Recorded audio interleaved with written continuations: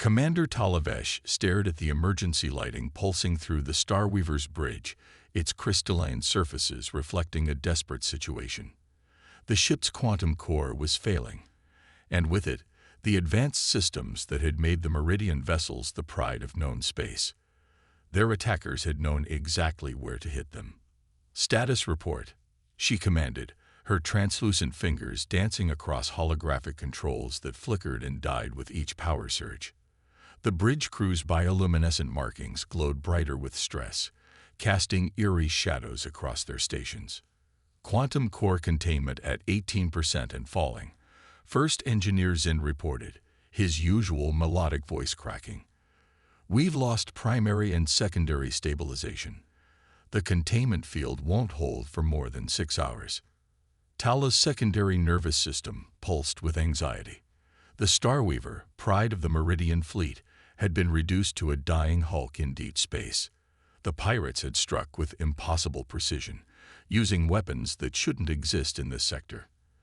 Their crystalline hull, capable of adapting to almost any conventional attack, had been shattered by something that defied their sensors. "Life support?" she asked, already dreading the answer. "Operating on emergency power. 3 days at most, Commander," Lieutenant Rick answered from the environmental station. "The atmospheric processors are struggling to maintain optimal crystal resonance for our biology." 2,000 crew members, 2,000 of the finest Meridian minds, trapped in a failing ship, days from the nearest outpost. The pirates had chosen their ambush point well, striking in the dead zone between regular patrol routes. "Send another distress call," Tala ordered, knowing it was futile. Their quantum communicators were dead, and conventional signals would take weeks to reach help. "Use everything we have left." "Commander," Sensor Officer Mira's voice carried an odd note. "I'm detecting unusual gravitational distortions at the edge of our range. Multiple signatures, moving faster than our charts indicate should be possible." Tala felt her crystals resonate with fresh fear. The pirates returning to finish us. "No." Mira's markings pulsed with confusion.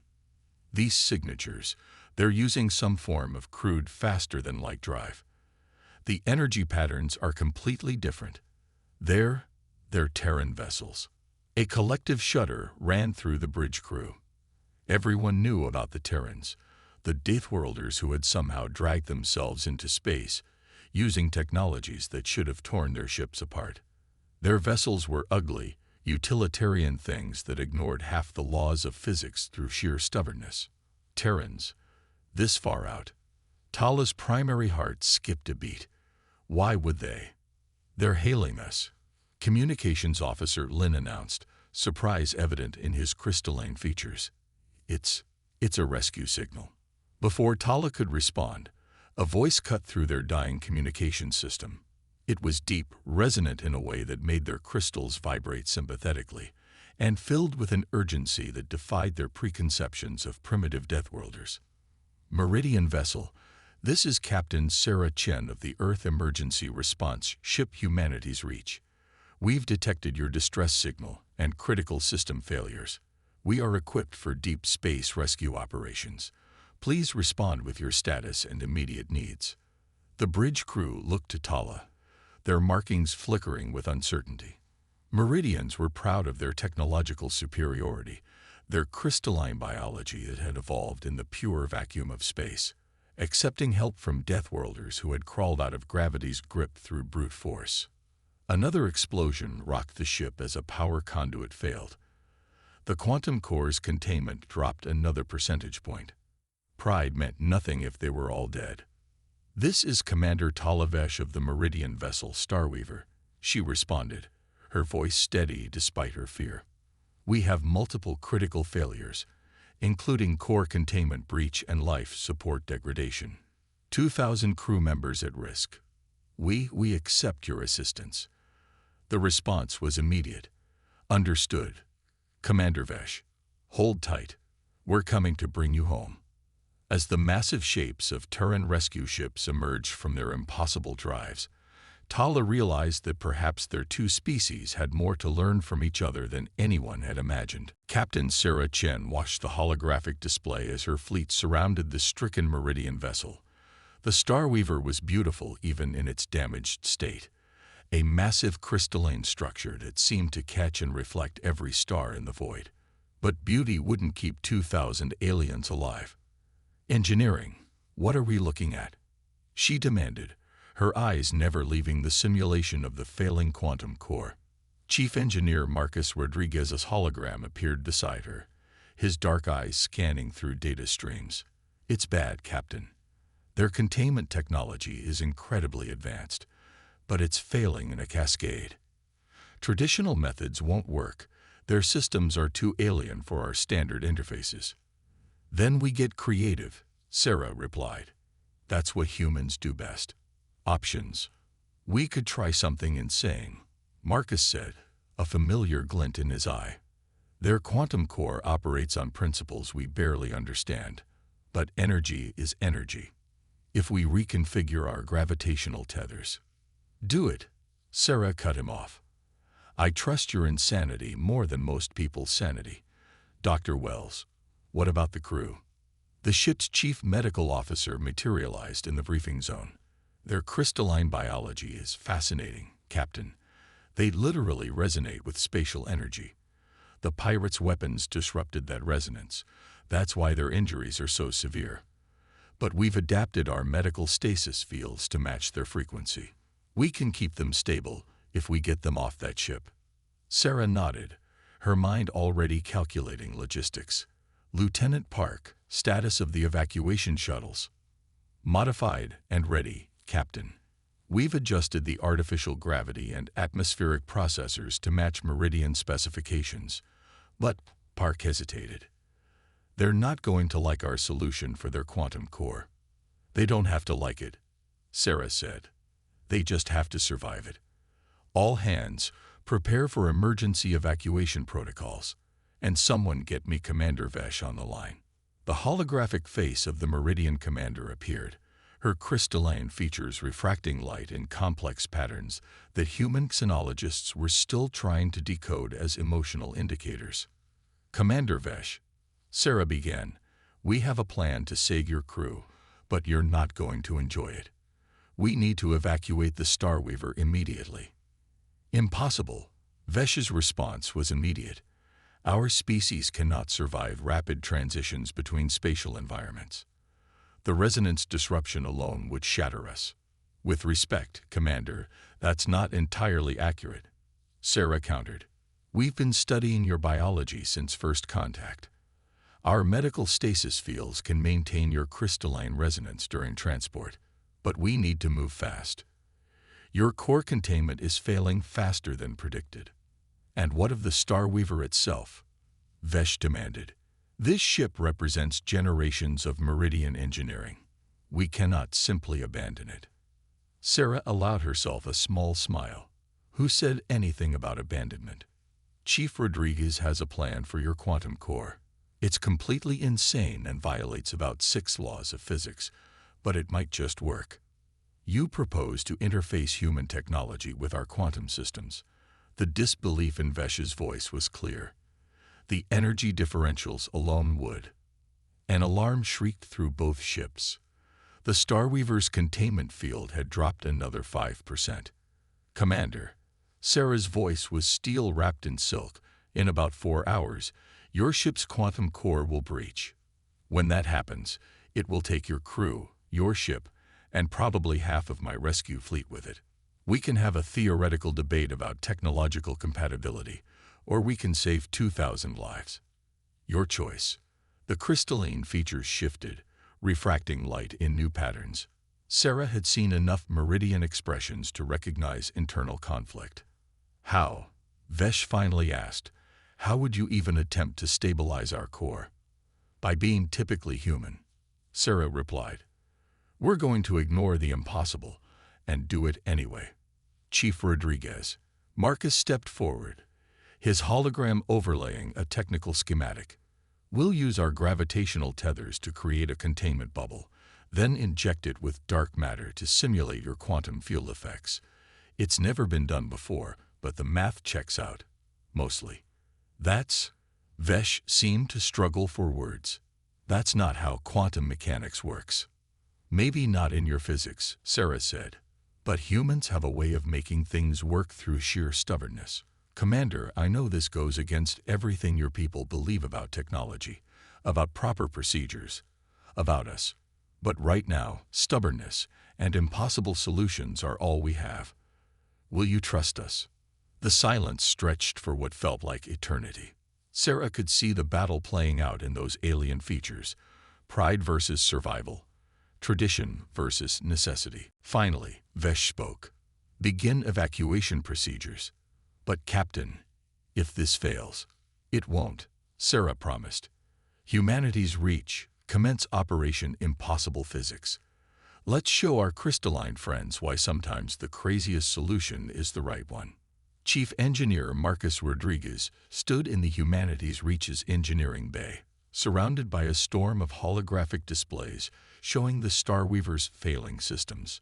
Beside him, First Engineer Zin of the Meridians watched with crystalline features locked in what Marcus had learned to recognize as an expression of horror. This is madness, Zin whispered, his crystalline body resonating with stress frequencies. You cannot simply force quantum fields into stability through gravitational manipulation. The theoretical frameworks alone. Theory's great, Marcus replied, his fingers dancing through the holographic controls. But I prefer results. Look at these containment readings. Your quantum core is operating on principles we barely understand, but energy is energy. If we can't stabilize it your way, we'll do it ours. The massive gravitational tethers of the Humanity's Reach were already extending, weaving a complex web around the Starweaver's damaged hull. Each tether point glowed with dark matter injectors, a technology that had made half the theoretical physics community scream in protest when it was first developed. Captain, Marcus called over the comm.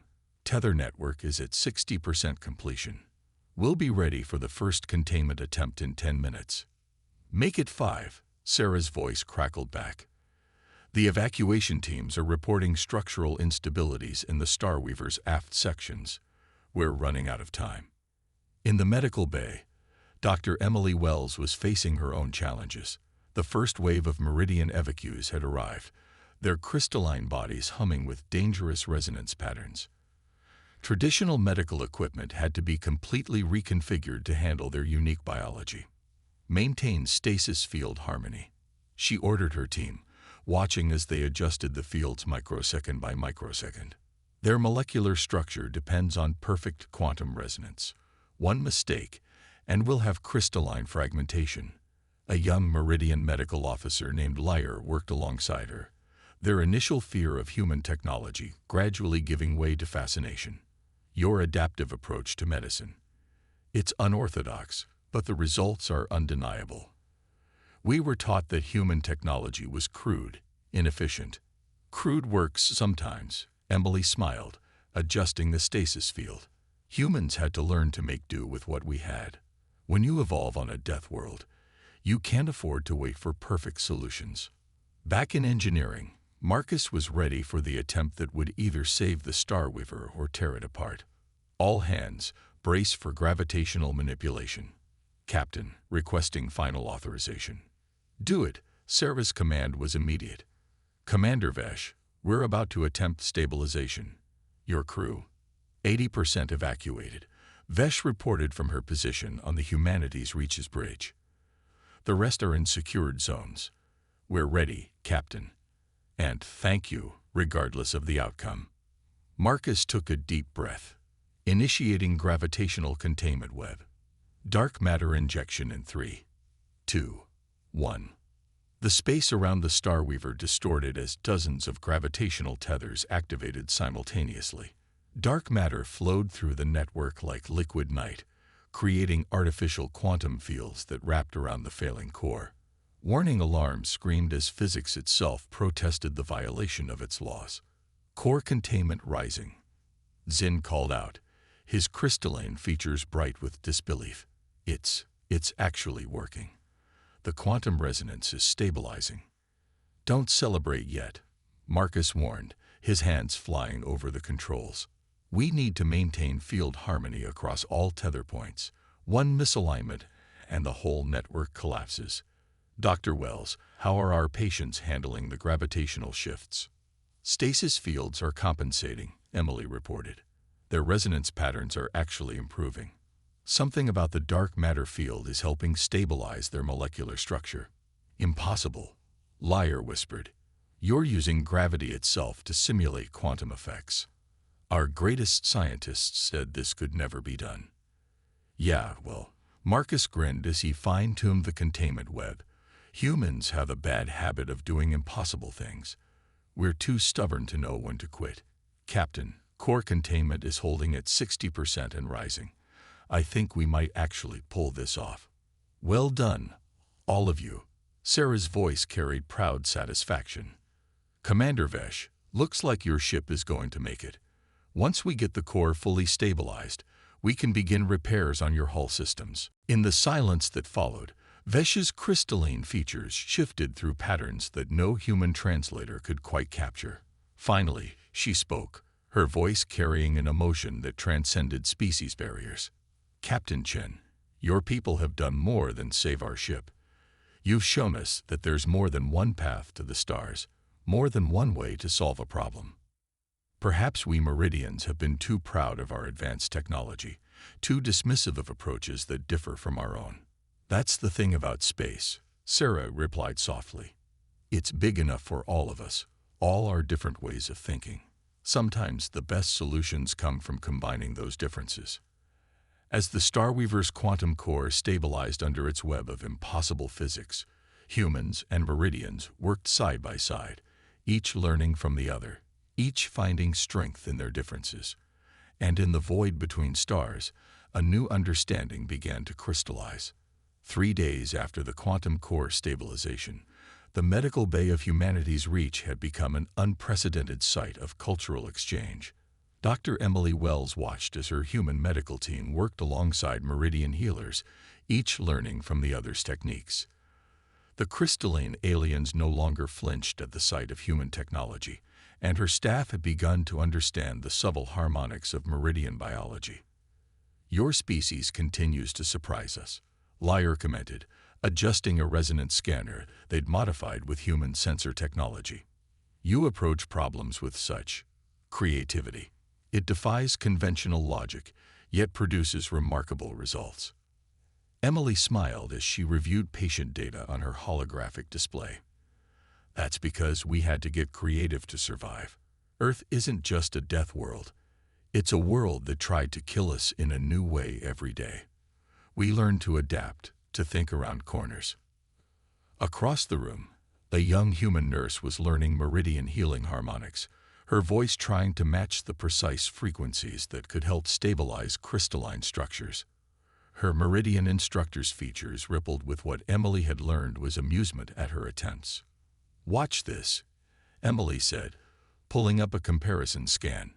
See how the human-modified stasis fields actually improved recovery rates. By combining our gravitational technology with your quantum harmonics, we've created something entirely new. In engineering, Marcus and Zinn had developed their own unlikely partnership. The Meridian engineer had overcome his initial skepticism and now eagerly explored the principles behind human technological innovations. Your species took completely different paths to the stars, Zinn observed, studying the dark matter injection system. We evolved in the void, developed technology that worked in harmony with quantum fields.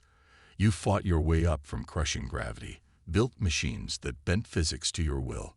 Different problems, different solutions, Marcus replied, showing him the modifications they'd made to interface human and Meridian systems. But look what happens when we combine them. Your quantum precision with our brute force approach, it's opening up possibilities neither of us imagined. On the bridge, Captain Chen and Commander Vesh were engaged in their own form of cultural exchange. The Meridian commander had been fascinated by human tactical simulations, particularly their emphasis on unconventional solutions.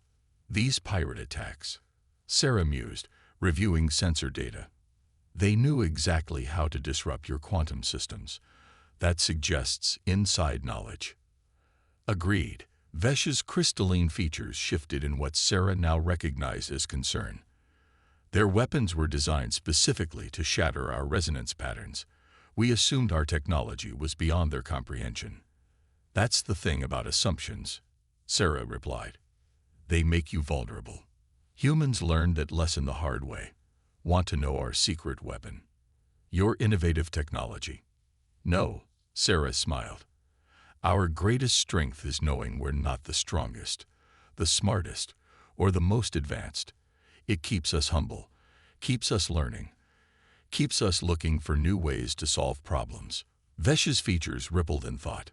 Yet you achieved faster than light travel, developed dark matter technology, created medical techniques that can heal species you barely understood, all while working with what we considered primitive tools. Because we had to, Sarah explained. We couldn't rely on natural advantages or elegant solutions. We had to get creative, take risks, try the impossible. And now look at us. Human ingenuity combined with meridian precision. We're stronger together than either of us are alone. Throughout the ship, similar scenes play out. Human crew members learn to appreciate the subtle beauty of crystalline technology, while Meridians began to see the elegant efficiency in human crude solutions. Medical techniques merge, engineering principles combined, and cultural barriers began to dissolve. In the observation deck, a group of off-duty crew members from both species had gathered.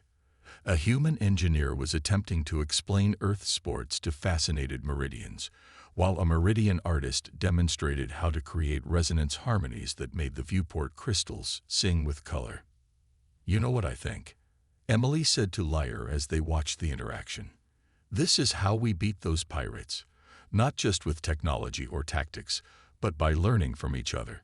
They expected the Meridians to be too proud to accept help, expected humans to be too primitive to provide it. Instead, Lyre's features sparkled with what Emily now knew was joy.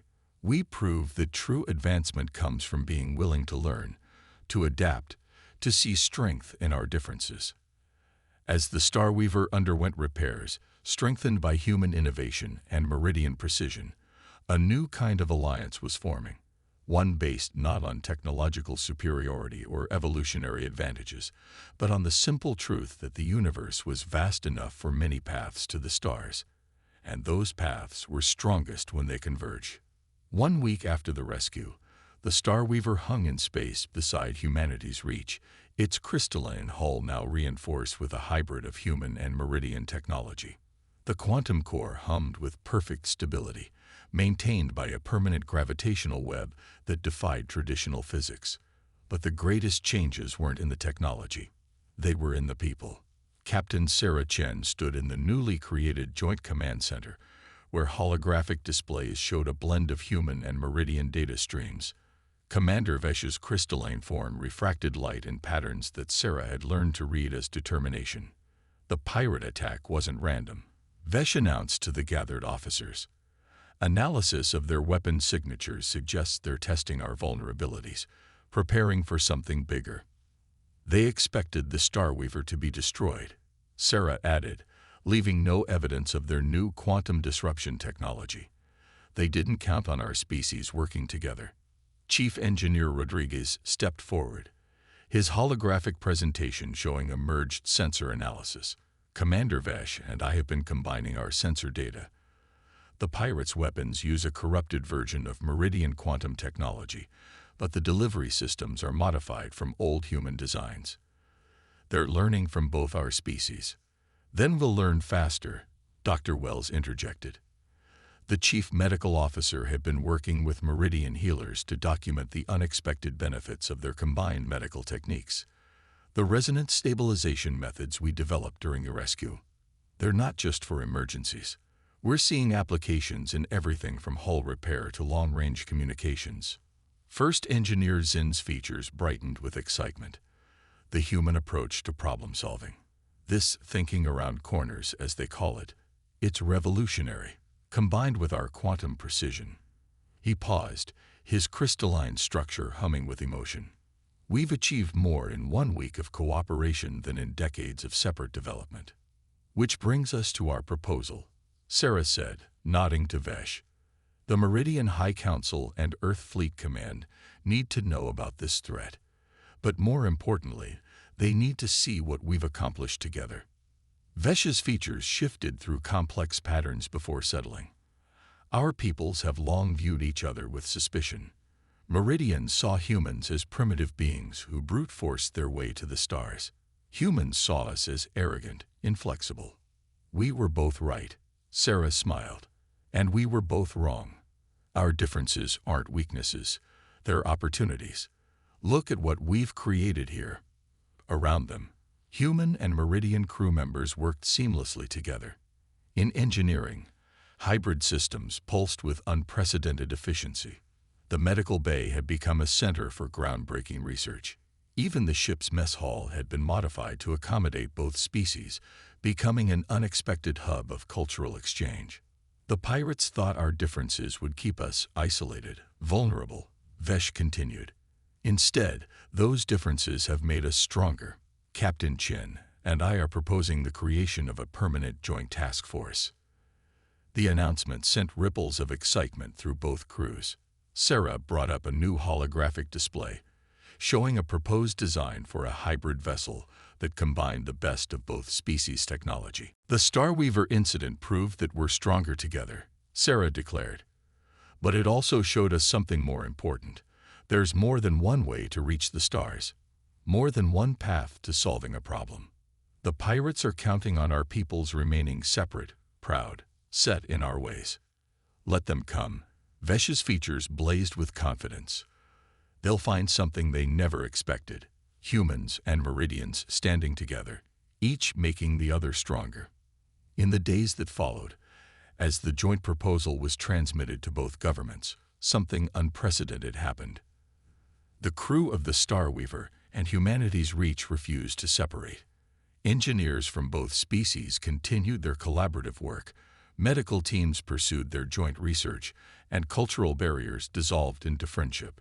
The pirates had intended to exploit the gap between their species. Instead, they had inadvertently bridged it. As the Starweaver prepared to depart, now escorted by the humanity's reach, its hull gleaming with hybrid technology, both crews knew they had discovered something more valuable than any technological advancement. They had found a new way forward together. You know what the pirates really didn't understand? Sarah asked Vesh as they watched their crews exchange farewell celebrations. What's that, Captain? That strength doesn't come from having the most advanced technology, or the most elegant solutions, or even the most powerful weapons. It comes from being willing to learn from each other, to adapt, to see value in different perspectives. Vesh's crystalline features shifted into what Sarah now recognized as a smile. Perhaps that is the true mark of an advanced civilization, not the height it has reached, but its willingness to keep climbing, to reach out to others on different paths. As the ships prepared to depart, their crews forever changed by their time together. A new chapter in both species' history had begun. The pirates had sought to exploit their differences, but instead had catalyzed something revolutionary, a partnership that would reshape the future of both their peoples. In the end, it wasn't just about saving the ship or stopping pirates. It was about proving that the path to the stars was wide enough for everyone, and that the greatest discoveries came not from walking it alone, but from joining hands across the void and walking it together.